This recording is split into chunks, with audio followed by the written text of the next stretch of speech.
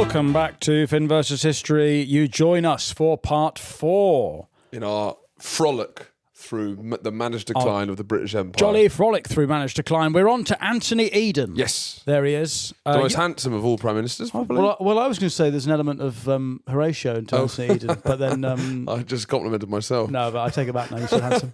He was definitely the best dressed. Can we get Antony Eden fashion sense? Yes, he was a proper chap. Yes. Which is... We're in the era of the last proper chaps. He's the truest gentleman to... Definitely. Look at this. Look at he him was there. like he was a fashion icon of the day. Big top hat, big coat. Yeah, look at this. Yeah, lovely stuff. I mean, his granddad was Earl Grey, who came up with Earl Grey tea, right? Really? So that's how fucking grandfathered in he is. He's from that fucking tea money. He's got tea money. Yeah. There's old money, then there's fucking tea money. You know how people... You know you're posh if your granddad's a fucking tea. Yeah. Well, like if you're like John Peppermint, you're sorted. Yeah. You're fucking sorted. He's from the Chamomile dynasty. The Chamomile dynasty. That sounds like a Chinese dynasty. It does. Yeah. I mean the Watsits dynasty. That's less. That's new money. Yeah, that's new money. That's gauche. Watsits, Quaver dynasty. Anthony Eden is embroiled. You know, he's known only for the Suez Canal crisis, which has become a synonym for. He was only in for 2 years, and he really fucked it. Probably the biggest fuck up, to be honest, of any prime minister. Solo fuck up of any prime minister, pretty much. Truss's got to be up there. Do you think another gorgeous prime minister? Would you say Truss's fuck up? Great to look at, but well, you've got to save our powder for Truss is coming. I'm coming. I'm coming. Thinking of Truss. I'm coming thinking of Truss. I'm saving Truss. Would you say Truss is bigger fuck up than Suez? No, I'm just saying if when you're thinking of a prime minister who is like inseparable from a big fuck up, I think that's Truss. Yes, as much as it is Eden. But if Truss, no one really knew who she was. Then she became prime minister. Then she fucked up. Eden was so experienced. Truss was a fucking page 3 girl that we elected because we were so horny, and we got our comeuppance. Okay, don't elect Lucy Pinder to run the economy. Well, we're fucking putting Kelly Brook in number 10. Of course, what do you think is going to happen? The mortgage market's going to tank. She's too fit. She's not got enough going on between the ears. And Eden's fucking hot as well. Eden's a fucking hot piece of ass, and you're giving him the keys to number 10. What do you think's going to happen? Of course he's going to fuck it over Suez. You know, Truss is a domestic fuck up. Yeah. Entirely self-made. To be fair, Eden's he's dealt a bad hand. Yes. Because after the post-war boom, it's just starting to cool off a bit, just as he gets into power. Yeah, right? Britain's starting to boom a bit in 1955, but inflation concerns, blah blah blah, monetary tightening. Yeah. Ooh, monetary. Sorry, I've still got Liz Truss in my head, so I'm feeling like, what's that, Charlie? That's an edit of Liz Truss with her I'm absolutely brimming with with her cum. clothes off. I'm absolutely bursting at the seams with cum. Get that off the screen. Get that off the screen. Eden is a hot piece of ass who's been waiting to take. Yeah. He's Gordon Brown. It is, but it's hotter. He's hotter than Gordon Brown. Yeah, he's much hotter than Gordon Brown, but it's the same story. Gordon Brown was in for 2 years as well, wasn't he? He's very similar. Brown's in for more than 2 years. Was he 2008 to 2010? No, 07 he came in. So 3 years. Because he's 08 was the crime. But again, Brown kind of saves the world, arguably. It's not sexy. People say Gordon Brown saves the world with the what he did in the financial crisis. Do they? Yeah. We got to. I'm interested to hear that, but you're gonna have to wait and see when we reach the Gordon Brown episode. Him and Alistair Darling saved the world. Okay. I can't wait to hear your new Labour propaganda. Yeah, it's coming. Blair. It's coming. When we get to Blair, we're not leaving Blair. No, you're like the fucking Matt Ford of podcasts. I am. I got a stoma. Matt Ford's like best friends with Blair, isn't he? Yeah. Like his mates. Yeah, they used to work together. He does a Fringe show every year. It's like, would you go to the Fringe to just watch? Like, that was bloody reasonable. It's not sexy. You know, what's sexy? Brilliant. It's not, I go to the Fringe for some nice common sense thinking. Yeah, I mean, centrism isn't sexy. You know, Truss is sexy. Or a radical, free market, economically literate, libertarian pin-up girl, libertarian. Essentially, it's Liz Truss's economic understanding can be boiled down to that little thing they had in page 3 where they're like, what do you think about the economy? She's like, I think the working man deserves a fair wage. Yeah. And it's just her with their cans out. That's the problem with Truss, but we'll get there. Yeah. At the moment, we are mired in the 50s. Antony Eden, We're actually digging our way to Truss. This is the long road to Truss. We've got a machete and we're cutting through the jungle at pace through the white try and jungle. fucking Get us to Truss quickly. Can't wait to get to Truss. Yes, you're handsome, Eden, but we've got things to do. Yeah, Eden and Truss. I'd say that's the fittest prime ministerial pairing Yes, you could have. for sure. If we're doing like blind date pairing prime ministers, who would have the sexiest children? Yeah. I phrased that wrong. Who would have the best good-looking children? Yeah. It's not really getting any better, is it? Was. Who would have most sexy child? the most beautiful children? Got a bit horny there. Most gorgeous young Super boys. non strikes again. Super nonsense here.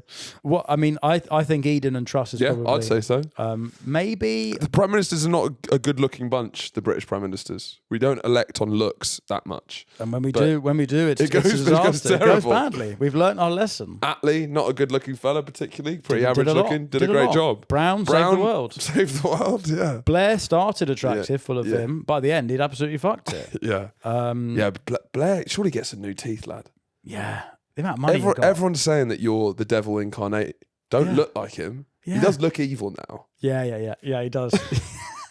The Christmas card of Blair and the Yeah. one of the all-time great Christmas cards is Cherie holding Tony back from a pub fight. Yeah, you It's one fucking what, You cunt? fucking what? I told Awesome. you at fucking WMDs. Yeah. Antony Eden, a gorgeous man. Yeah. One of the most qualified men to ever Yes. be prime minister in some ways. And he was the last of the war politicians. Oh yes, 'cause, yeah. I mean, What was Eden's role in the war? Do we know what Eden's role? yeah, he'd been in the cabinet for appeasement. We'll get to Yeah, that. We'll get to yeah. that. Before, as ever, we need to place this. Antony Eden's reign is 1955 to 1957. So 1955. Could you place this for us? 1955. this is post Elvis making women have fizzy pants. The women at Elvis concerts' pants are like a fucking tube of Barocca. Yeah, and this is pre-Elvis shitting his pants so much he dies. Thank you.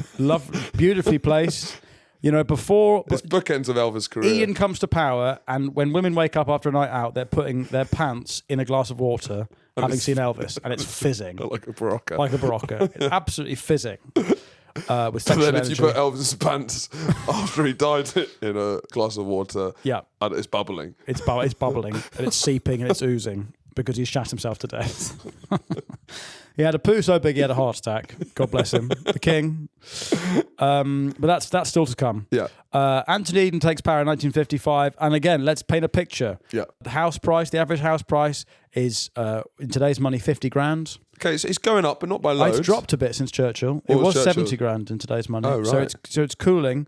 Unemployment rate about 1%. Unemployment's been unbelievable in the last three prime ministers. But that's because everyone's died. Okay, right. So if you right. haven't got a job in this era, you're fucking thick. When the entire population has been bombed Yeah, or is like traumatized. yeah. I mean, you talk about mental health There's crisis so many now. jobs to do, basically, as well. Yeah, you've got to rebuild the whole fucking country. Yeah. There's a real argument for just bombing Coventry again and just to give rebuilding some- it. yeah. Just to give people some work. Yeah. Pint of beer, £1.79 in today's money. Also, everyone's doing real jobs then. Real work. Well, everyone's like, it's like a carpenter, a fucking crofter, whatever. Yeah, they're a craftsmen. cooper. Yeah. They do all jobs that, like, but now when you're doing crowd work, what is it? It's recruitment for Yeah. the blokes, Consultants. marketing for the girlies. It's just, you work at a tech startup, you don't know what your job is. Yeah. You're lost in, all of my friends are lost in the bowels of a tech company where they work from home and people forget they work there and they've Yeah. been there for 5 years doing nothing. It's just data What do you analyst. do again? Everyone's a data analyst. They sit in their fucking pants, Yeah. occasionally doing Zoom calls. And because my flatmate works from home. Yeah, and it's just like, are you at work? He's like, well, yeah. It's like, we're fucking cycling through a park. What? Yeah, I mean, we do real work. We host a racist podcast. Yeah. That's actual work. Exactly. We have a trade. Yeah, We have a craft. This is a yeah. This is a well, craft. they would have understood this job. Well, they would just call it a podcast. Well, they would just call it a conversation, right? Yeah, in 2025, this is a racist podcast, but in 1955, this is just an honest conversation between two well-spoken young men. Patriots. They're two patriots. Yeah. The Christmas #1, Dickie Valentine's Christmas alphabet. ITV is established in 1955. Right. So Love Island. And Love Island starts. The Royal Christmas Message is first broadcast. Muffin the Mule gets cancelled. Now, what had he done? Was that a rape thing? What's Muffin the Mule done to get cancelled? Is that a Savile thing? Well, Savile didn't really get cancelled. He was kind of past that. He's kind of a hero. Yeah. In a way, he outran cancellation. Yeah. Can't catch me. Catch me if you can. There wasn't a lot of good stuff on TV. All right. So it's still very It's crooner stuff. yeah. Handsome bloke with pipes. That's what you're after. I want a handsome bloke with pipes. I Yeah. don't want this disgusting female chub muck. No, What does I mean? you want to Cheb? go with a. I You didn't want to mean go chub. with a woman with big chebs to see a man with big pipes. I call him chubs. My mistake. Look at that woman's disgusting chubs. Such a clearly closeted man. Put your chubs away, love. Talking about tits with such disgust. Chebs. I'm sick of looking at all these women with their disgusting chubs out. Let's get a fella on. Where did Chebs come from? I thought Miss Chebs. Do you miss chebs? Yeah, Have you heard of chebs? Because me and my friends use chebs all the time. Yeah, I've heard of Chebs. But You when heard of did it- Chebs, when- Phoebe? When did it become? Yeah. When did Chebs become a thing? I think the worst, I heard a northern man at a pub say, "Lovely pair of top bollocks." Why are you doing that? Why are you ruining Because he's a breasts? Gay. That's a You're making them better. You're a gay man. You're making them better. top bollocks. Top bollocks. Chebs. Oh, it's a Scottish term. Yeah, fucking Chebs. Yeah, One fucking suggested chebs. origin is that it's a blend of the words chest and bollock. Really? Oh, so maybe it is top Top bollocks. chest. Oh, chebs. hang on. Get your Another chebs out. source suggests it might be related to the term chubbies. Yeah, man. There you go. Look at that lovely. That girl's lovely chubbies. I would say my favourite still is Nunga Nungas. Can we see the Nunga when Nungas? Nunga Nungas I don't think you can call them that anymore. going to Nunga Nunga land? Didn't Churchill sort them out in the Mau Mau Rebellion? I'd like to propose a campaign where we get breasts called ooga boogas. 50 slangs for tits. Let's see what people were calling Nunga Nungas in the 50s. Yeah, what were they calling tits in the 50s? What have they got? What do you reckon? What are they? I'd say jugs. Maybe jugs has got to come in about this time. Yeah, maybe in America it would take a while for it to come over here. Jugs is a British. Common slang boobies. That's like Look at that girl's boobies. Oh, bazookas. Props. Okay. Chandeliers. Look at the fucking balcony on that thing. They're calling it a balcony. God, she's got a lovely mezzanine. Look at the shelf on that. Bazooms. Okay, so bazookas. I guess because the World War II bazooka was invented during World War II. Bazookas are fucking. We should come back for. I mean, now whose bazookas are we going to be looking at? Barbara Windsor, young Barbara Windsor. Let's see young Barbara Windsor, Absolute please. Class A smoke show, Barbara Windsor. The Carry On films. Yeah. You can see why those men are gibbering wrecks. Yeah. Running about in a nethers. The fucking chandeliers on that thing. Look at that. Yeah, I've got. Maybe the Overton windows passed me by on this one. No, I think the Churchill fitty was unbelievable. Yeah, she was, and I've gone quite hard, and then these photos aren't backing it up. Right, let's get the next one. Sabrina, Norman Ann Sykes. Get Norma Ann Sykes on. Let's Who's come that? on. Let's Norma. try and save the Eden period. Yeah, this must also be the last time there was a fit woman ever called Norma. Yeah, she's nice. She looks nice. She's also got a cracking third-party wall, if that's what we're calling them. A lovely iron curtain. Lovely iron curtain. That sounds more like an arse Yes, thing, it does. doesn't it? An iron curtain has fallen. Well, that's because they were all doing butt stuff, wasn't it? The communists. People had good bazookas, good chandeliers in this age. What are people eating? Well, rationing's ended, so meals, and this is where you get meat and two veg. Yeah. 55. So you're getting steak and kidney pie, fish and chips. So what did meat and two veg? is what? It's That's potato. a roast dinner? It's a roast dinner. Yeah. So it's potatoes. It's Iceland food. No. This is your mum's roast. My mum's what? Your mum's making a roast on a Sorry, Sunday. I thought we were doing slang about. I know your mum's roast is not your mum's minge. I want to see his mum with her roast out and her chandeliers showing. Go on, love, show us your Sunday roast. Fucking get your roast out. What is it? Pork this week? What is it? Chicken? I don't want gravy, you filthy slag. Is it lamb with mint sauce or pork with apple? Lamb and mint sauce. That's disgusting. I don't know why that's disgusting. I think it just puts into my mind really choppy flaps. Do you know what I mean? Really, Flats are choppy today, lads. Out at sea. let's see. Anyway, my word. So we've Christ, painted a we've picture. really of the danced around Eden this episode. Well, we've been painting a picture of the time. You know, he's a hot piece of ass. Yeah. And it's an increasingly sexualised society. They're Yeah. calling women chandeliers. Oh, Charlie! Charlie, get that on. Charlie. Charlie. You can't put flaps on the screen, Charlie. You can't put a woman's lamb and mint sauce on the screen. We've got Phoebe the researcher in. There's going to be a talking head documentary about our crimes where Phoebe's voice is muffled and it's got a voice change and he talks about this in detail. Right, come on. The poor huge journalist and then the producer got a bit of. Why do they sound like Cookie Monsters? The Nookie Monsters. I was sexually harassed at work. It undermines what they're trying to say. Oh my It was God. a culture of sexual abuse. Anyway, It should be more like this. so Antony Eden calls a snap election. Again, a snap election is not a euphemism. Yeah. To secure a mandate after Churchill Yeah. has finally given up the ghost. The campaign's Wait, so he just uneventful. gets too ill and he just gives him the reins. As simple as Churchill's that. completely fucked by this point. Yeah. The campaign is described by journalists as the lull before the lull. Right. So very boring campaign. Yeah, the Labour's not doing... That's the thing. Labour had no ideas in the 50s. The only thing they're suggesting exhausted. is that they want to abolish the 11 plus exams and restore free dental care. That's their main policies. Yeah. The Conservatives win a 60-seat majority. Right. I imagine Eden's quite popular with the public at this point. Fucking. It's a smoke show. Yeah, absolute smoke show. And this is the first election under Queen Elizabeth II, which is nice. Rest in peace. Rest in power. And at this point, QE2 is a smoke show. Yeah. Fit Queen. Young, a bit of a plain Jane. Wash your mouth out.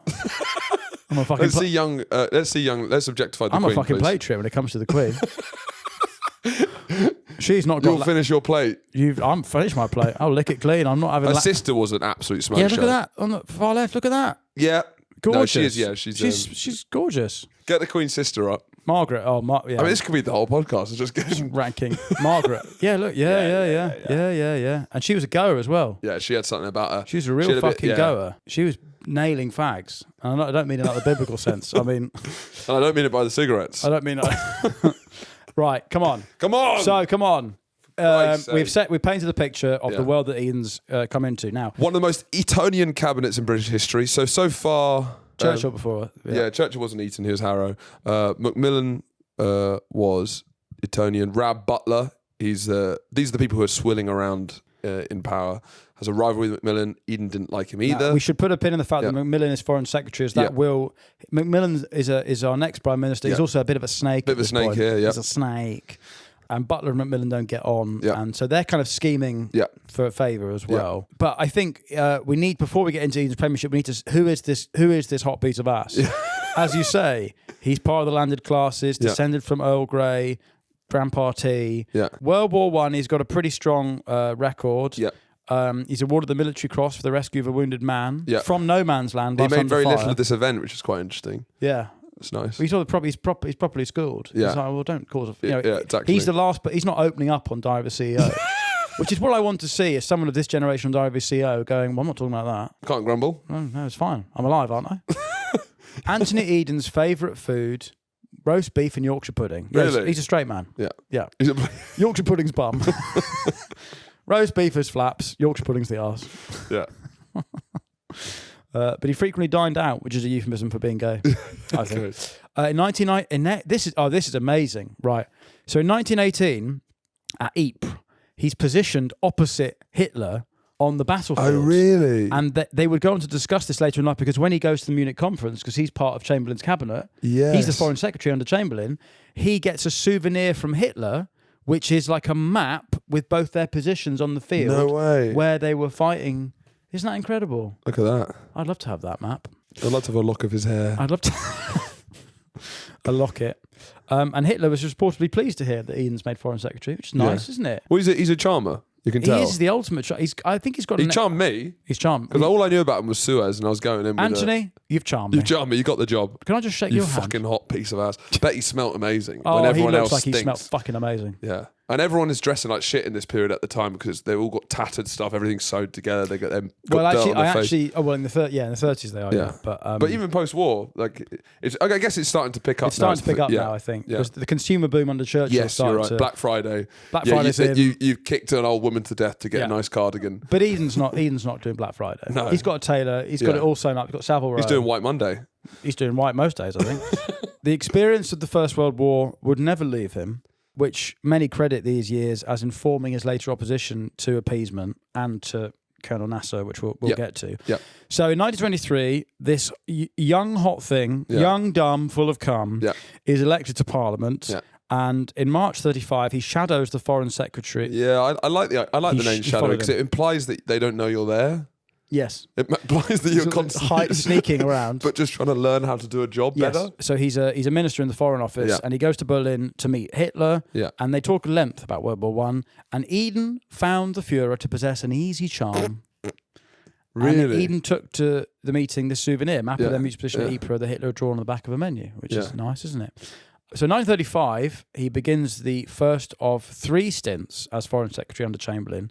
He would go on to meet Stalin and Mussolini. Was he the first of the cabinet to meet the Mussolini, lot? definitely. Yeah, I think he was the first to meet all of them. Yeah. He might even have been the first Western politician to meet all of them. Yeah. And he resigns in 35 at sort of a protest against Chamberlain's policy of coming to friendly terms with Italy, more Italy than Hitler, but appeasement in general. So he goes early. This is way before Munich. Yeah. So this is, I guess this is even before the Anschluss. This is before they know. People are not sure if Hitler's going to be, a goodie or a baddie. Yeah, it's like, don't clear. judge a book by its cover. Like, give him a minute, Anthony. Yeah. We don't know what kind of man This is pre-Anschluss as well. Pre-Anschluss. This is, pre-Anschluss. I mean, Anschluss is about as reasonable as Hitler ever got. I don't Eden's made of, he's a rash man, yes. Antony Eden, clearly. Yeah. Short-tempered. Yeah. Quick to judge. Yeah. And I guess maybe that will come in later. Yeah.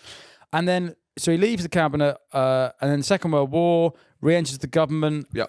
When Churchill enters, because obviously him and Churchill have been the main they're boys. Opponents of appeasement. And so he kind of becomes Churchill's little protege, really. What's the age difference? When was Churchill born? 1874. So it's like, so it's about 20 years. I didn't know this. This is crazy. Yeah. In 1950, Eden divorces his wife, so he becomes the first divorce, which is, But he later remarries Churchill's niece. Yeah, let's see if she's a smoke show. Because that's crazy. That's like your political. I mean, it's like fucking the boss's daughter. Yeah, but there's so few people that are high enough class to marry within that group. Yeah. It's all within, I guess so. You only got a pool of like 10,000 people you can pick. Still. No, she's a graceful looking older woman. Yeah, she's aged well. We see her. That's her and Eden there. Sex tape leaked. Type in sex tape leaked. Clarissa Churchill. And Antony Eden sex tape leaked. And much to the chagrin of Churchill's son Randolph. Yeah, Randolph, he gets angry because he feels that Eden sort of supplants him as Winston's favourite son. But if you're called Randolph, I don't think you can be angry because you just sound silly. Oh, are you angry, Randolph? Yeah. Who's that? Randolph's livid. There's that fat guy called Randolph who does stuff with the Sidemen. They wouldn't know any of that. No. They wouldn't know who the Sidemen are. Sidemen aren't around. This is pre-Sidemen. Pre-Sidemen. Yeah. But I guess the war cabinet was sort of like the original Sidemen. You're right. It was.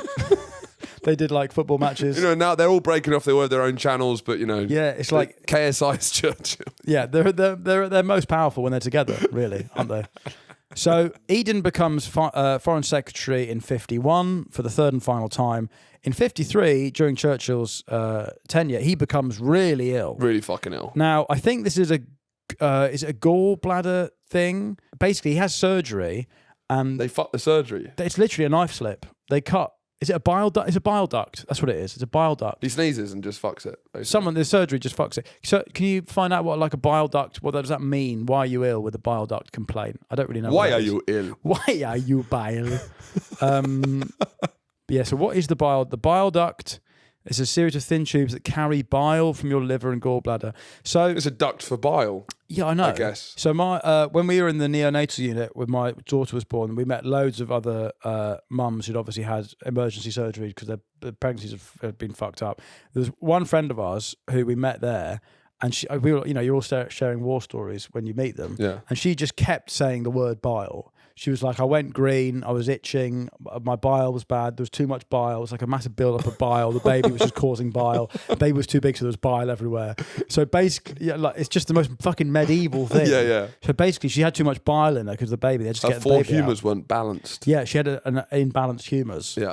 Anyway, so he has a bile problem, and then the surgeon just fucking slips and cuts, I don't know what, something. But he then begins to take this large cocktail of drugs. Right. Dexamyl, which is an amphetamine. Yeah. Amorbatibal. Amorbatibal. Which is a truth serum. Secobarbital, which is a sleeping pill. And Demerai, which is an opioid. Fuck, so he's on a fucking... Yeah. He's out of it. Yeah. He's blitzed. So Churchill was on the booze. Yeah. And this foreign secretary... Eden's like, to be honest, I prefer just gear.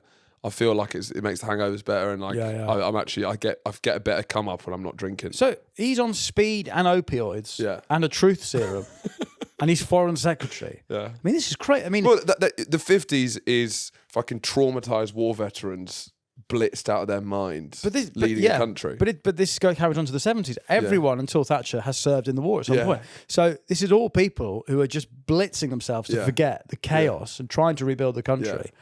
So he thought Churchill would only serve for 1 year and then Eden would take over. Right. But by this point, Eden's so fucked. So Eden's actually trying to pull Churchill off the wheel. Yeah. And say, like, fuck off, I can drive. It's the countryside. I know these roads. He's doing that. And then at some point, Eden gets fucked on opioids. So Eden works on the Anglo-Iranian oil crisis, which he mentioned lots of times, which directly leads to the coup. He does help produce peace with North Korea in 1953.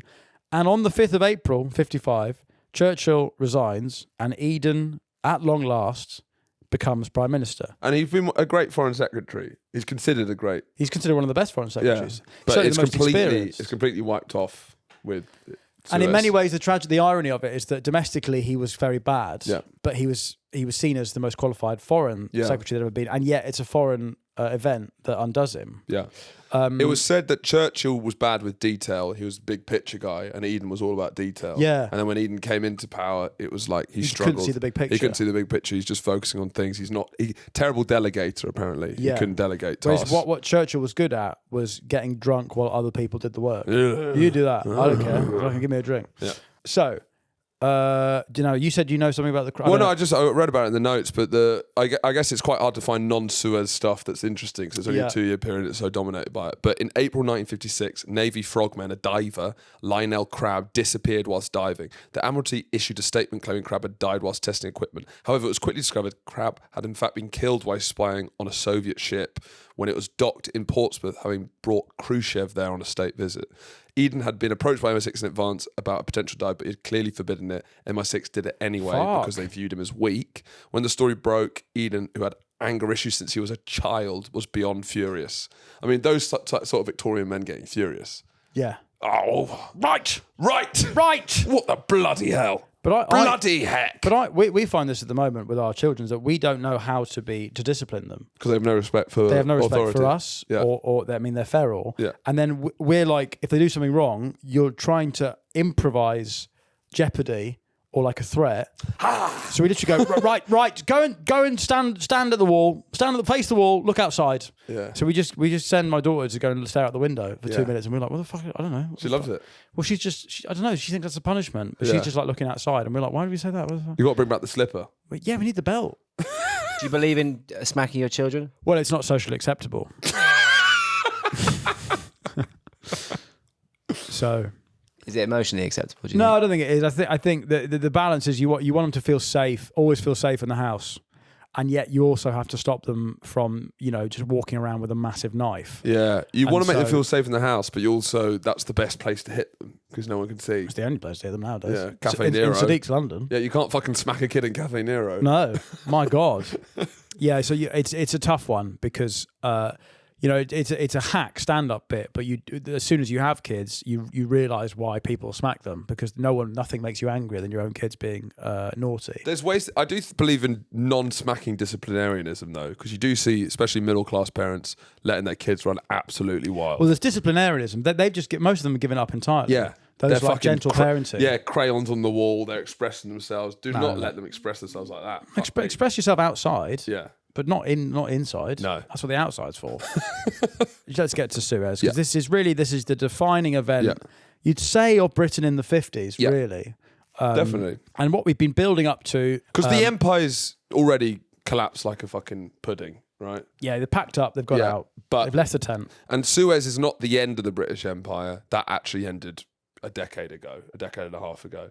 It's just the biggest symbol of how fucked we are. But it's also the biggest symbol of British weakness, in that until this point, we are keeping up with American rearmament. We're sending troops to Korea. Yeah, we spent loads of money on it. We've got an atomic bomb, but this is all being funded by the Americans, and no one really would know that we're actually doing this with American money in order to keep up with it. It's that picture of the person with the suit and the lingerie in the back. That is Britain. And we're hanging by a Suez thread. is when the front bit gets ripped off and it's just pure lingerie. It's just a bloke in lingerie in his room. And embarrassed as well. Oh no. Yeah. So, a bit of context on the Suez Canal. Now, in 1875, Egypt sold its shares in the Suez Canal due to a financial crisis, and the then Prime Minister Disraeli buys them using government funds, and the Suez Canal becomes controlled by the Suez Canal Company, which is essentially a British and French joint venture. What percentage of our trade comes through Suez Canal? Can we find that out? Well, it's the way to India, obviously, because otherwise you've got to go all the way around the Horn of Africa. Horn of Africa. But given that at this point, in 56, the UK and America have just done a massive 30% of our trade. fucking CIA MI6 backed coup in Iran to maintain control of the oil fields, and that is how you get the oil out of Iran, the Suez Canal. Yeah. So it's all leading in the same picture. Yeah. It's Britain and America trying to flex muscles. Britain's trying to keep up with America. America's trying to ideologically is pro decolonization. We're terrified the Arabs are going to turn our lights off, which they are. And here is where they finally find the light switch. So, on July 26, 1956, Egyptian president, Arab nationalist Colonel Abdel Gammad Nasser, or something like that. Gaddafi's hero, of course, announces the nationalisation of the Suez Canal. And Antony Eden views Nasser as a modern-day Mussolini. Yeah. Thuggish, anti-British, and is a threat due to his control of the Suez Canal. So, Eden, before all this, discussed having Nasser killed because he comes to power in, I think, 54, 55, maybe 50. Anyway. Classic 50s fare. Yeah, let's just have him killed. Yeah. Just have him killed. Yeah. Eden claims the Egyptians would hopelessly mismanage the canal, which is proven groundless. So, public sentiment, when this happens, demanded action, though it was unclear what that action should be. Yeah. In Parliament, Gaitskell, who was the Labour leader at this point... Is he sitting opposite? Gaitskell, the right side of the Labour, but he was Hampstead at Liberal Intelligentsia Labour. Right. So he had like a big house in Hampstead, and he was kind of that. Even though Labour was trying to have an identity crisis of who do we represent, because the working class, a lot of them are now voting for the Tories. Yeah. That sort of beginning of that left-wing intelligentsia. Gaitskell was like, he would host a lot of parties in his Hampstead mansion. They'd talk about arts and the writers and stuff like that. A lot of that sort of stuff. So a lot of the Hampstead people now really are following the Gaitskell sort of so tradition. like Alistair Campbell and all that. Yeah, I guess so, yeah. So Gaitskell says it's exactly the same that we encountered from Mussolini and Hitler in those years before the war. The ghost of appeasement, it haunts the whole of this period. Yeah, all over the world in America, even the fucking Iraq War and stuff like that. The idea that we let Hitler grow too powerful, and he did the ultimate crime, means that everyone sort of fucked it because they think Hitler's going to come again and he doesn't. Yeah, yeah. So they can only see Nasser through the lens of Hitler and Mussolini. Well, they say Mussolini, and they call them... So the Brits are kind of taking... The Brits who are in Egypt are sort of having a bit of a colonial joyride. Yeah. Right? They're taking the piss. They're treating the Egyptians like second-class citizens. They're like loudly motorcycle racing in the streets of Cairo. Hijacking camels. Yeah, just a lot of that. Yeah, Grand Theft Auto, Cairo. Yeah. And they all call them wogs. So, and I do think... The kind of British racist mind does view Italians and Egyptians as the same, like you would. Yes, yeah. I think So Macmillan, the Snake, who is Foreign Secretary at this point, he supports the idea that you go and intervene early. Yeah. Now he's banking on American support here, which isn't the story, but he is the first to suggest that the Israelis could be used in a plan. The Churchill says earlier about Suez, if they try and nationalise Suez, we'll set the Jews on them. Pretty crazy. The Israelis are Britain's Jews. Yeah, and we go, right, we'll set them. Crazy. What? So like walking up to a house saying, beware of the Jew. It's crazy. Fucking hell. So, October 24th. Tell them that if we have any more of their cheat, we'll set the Jews on them and drive them into the gutter from which they should never have emerged. Yeah, I mean, Churchill at this point is... he's getting pretty fruity. He's getting fruity. Turn the mic off, Winston. Set the Jews on them. All right, Grandad. Yeah, Fucking Grandad. hell. Yeah, there's a lot of all right, Grandad about Churchill's post. Chuck him a Quality Street and shut him up. Yeah. So, October 56, Britain and France secretly finalise a plan at Chequers after 10 days of discussion. The plan is this. Israel would invade the Sinai Desert and Britain and France would intervene under the guise of upholding international law, but in fact, they would use that to take control of the canal. Sneaky. Very sneaky. Naughty. And this plan is finalised in secret, and Macmillan and Butler both agreed to it. Right. The plan obviously fails. Now, on November the 5th, British and French forces joined Israeli forces by entering Egypt, seeking to depose Nasser. They're basically going for a coup. Yeah. And to try and get control of the canal. And maybe after the success of the Iran one, yeah, I guess they're living in a world where they can do it. Run it back, let's go again. And also, for context, this is after the CIA coup in Guatemala. It's a world where coups are sort of seen as effective use of military power. Yeah. By the way, so they do it because there's like a day of military conflict, right? Yeah.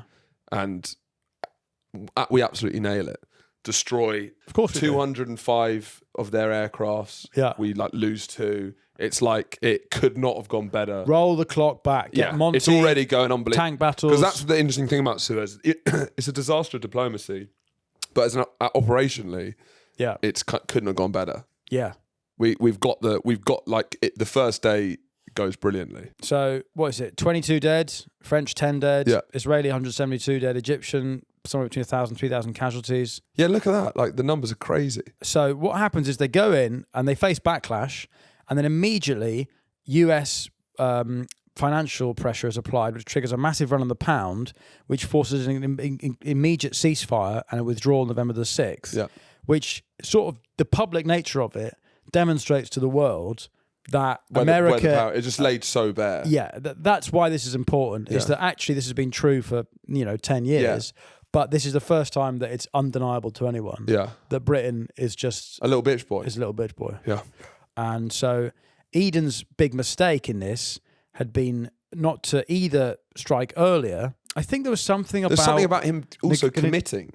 Because what Churchill said, in retrospect, I mean, he is fucking senile at this point, but he said, I would have never gone done this operation, but certainly once I'd started, I would have... What was it? You got it? I would never have dared, and if I'd dared, I would never have dared stop. That was kind of part of the indecision. There really is the kind of jarring... halfway there, then pull back. Yeah, don't back down. You don't. You've got you're in a great position. But then once he's done it, he knows that if America pulls out, then they're fucked because all the entire British welfare state is built on American money. Also, what interestingly keeps propping up the kind of branding that Britain has managed to do of the English gentleman. It does play into a lot of diplomacy where Nasser really doesn't believe that Britain are going to be so underhand as this because he believes in the idea of the gentleman. This happens to the Falklands as well. They think there's like a gentleman's thing. It's like this branding that people think we're not going to be sneaky as hell. Yeah. And we are. And then it's also been suggested, given how quickly Macmillan flipped from supporting to opposing it, that he had exaggerated the extent of the pressure to ensure that Suez was a disaster and clear his own way into number 10. So Macmillan comes out as a bit of a snake in this. And we'll get on our next episode on Macmillan, the way that he snakes Butler into getting into Prime Minister is awesome as well. He's a snake. He's a slippery snake. Macmillan tells the Queen he did not expect them to last 6 weeks. And it's kind of just, as we said, a symbol of the power. And in the wake of the failure, Macmillan delivers his famous lines, "We are the Greeks in the American Empire.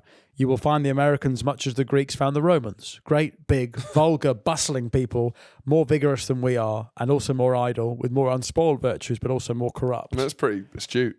Yeah, it's gorgeous. Yeah. Now, bit of fun here. Immediately after this, where does Eden go? Don't know. Jamaica. Does he? To recoup. Yeah, to fucking Ian Fleming's house, Goldeneye. Yes. And he goes and fucks his wife. Yeah.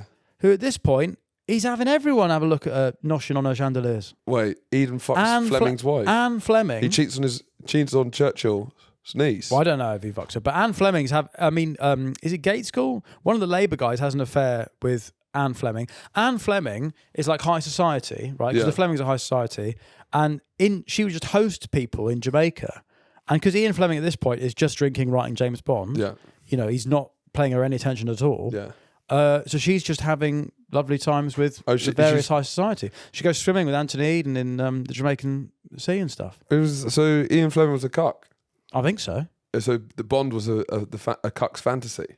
Well, doesn't that make complete sense? That he's saying, and then he fucked another beautiful woman. He says, "Sorry, babe, I've got places to be." Yeah. While his wife's getting absolutely railed. Yeah. And then she was like, "Oh, please stay in bed, James. Sorry, babe, I've got things to do." Yeah. As his wife's just getting ploughed. Anthony, and he's like, "Yeah, no, never mind." And then he shoots a bad guy, and then he steals a car, and then he drives, and he just goes and does a really cool car chase, and then the woman's like, "Oh, James," and he's like, "Yeah, I'll fuck you again." And he's just like That's why James Bond exists. Is that the author's wife is being And fucked then he so smacks hard. the bitch, the nasty one. Smacks the woman. You'll be grateful for me fucking you. It's an incel rant. It's James Bond. Because Anne Fleming was having everyone in GoldenEye. Anyway, isn't that interesting? I've been to GoldenEye. No. Yeah, it's a hotel now. What, the hotel where Anne go Fleming GoldenEye. railed Antony Eden? Yeah, I've been there. It's Christ. amazing. It's just like a nice resort, but there's a... It's called Goldeneye. Yeah. Well, so that's what he called his house. Yeah. Anyway, where do we rank then Eden? I mean, Eden's As a Prime Minister, Sorry, he we should just tie him up. When does Eden come out of office? Does he basically step down and Macmillan comes in, or is it election? It's often seen by the public, right, that Suez happens and he has to go because of the crisis, but he actually has to go because he's so ill. Oh, that's right. So Yeah. that's it. His doctor says He gets a doctor's note. He gets a doctor's note. His doctor said, if you carry on like this, you're going to die. Yeah, And so he steps down, yeah. and then he lives for another 10 years, 20 All years right. maybe. He lives quite a long time, I think. So no one believes him that he was ill. Yeah, he lived till lives a long 77. time. He's the guy who fakes an injury after missing an open goal, Yeah, and then gets substituted, and the next game he's starting. fine. He's fine. Yeah, yeah. I mean, yeah, definitely our most dashing Look prime at that. minister. Yeah, tall as well. He looks great in photos. yeah. So where do we rank him? He's a. Well, he's definitely the bottom out of the three we've talked about, and he's Well, actually. Well, I don't know. I mean, Well, who would? No, we were talking about as the Prime Minister. yeah. Well, Churchill's second term. I don't know. Churchill's second term was 5 years. There was no crisis at all like Suez, and it was relatively stable. I guess so. Eden came in and did the biggest fuck up, I know, which was also yeah. a personal fuck up. It wasn't a fuck up that had to happen. But he's it on was, fucking it was opiates. his, He's on opioids. It was his decision making. It's not like one of these No, I inevitable. know. Yeah. So I think Eden's actually going to be in a relegation battle with Truss My God. for competence. But on the fit table, they're going to be fighting for the championship. Fine. They're going to be fighting. Fine. They're literally on reverse ends. Yeah, they are. Yeah. Well, maybe that's the graph that Yeah. we're going to work out at the end of the series. Yeah. Is there's an inverse Yeah. between success Brown and hotness. Attlee are doing all right, They're at the bottom. They're at the bottom. and then it flips. Yeah. Wait, what's this? What's Eden? Is that an Eden quote? If you've broken the egg, you should make the omelette.